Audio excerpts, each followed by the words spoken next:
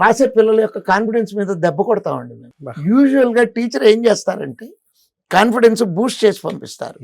No, మేము confidence తగ్గించి పంపిస్తాము.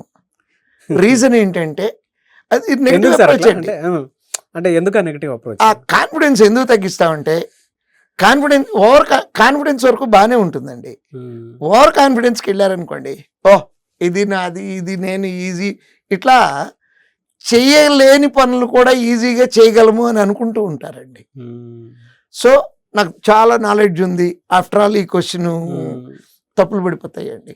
కేర్లెస్గా ఆన్సర్ చేయడానికి చేయటం వల్ల తప్పులు అవుతాయండి. అందుకని కేర్ఫుల్గా ఆన్సర్ చేయటం కోసం ఎప్పుడు మేము కన్సిస్టెంట్గా ఒక మార్క్ రానివ్వండి, ఆసిలేషన్ చూపిస్తాము. మీకు ఒకరోజు మార్కులు బాగా ఎక్కువ వచ్చినాయి, పిల్లలందరికీ మార్కులు బాగా ఎక్కువ వస్తున్నాయి.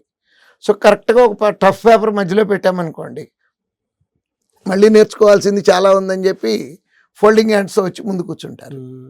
సో అట్లా మనము డిఫరెంట్, ఎందుకంటే ఎగ్జామ్ పేపర్ ఎలా వస్తుందో మనము గెస్ చేయలేమండి. ఏ సెక్షన్ అయినా టఫ్ అవ్వచ్చు. అవును.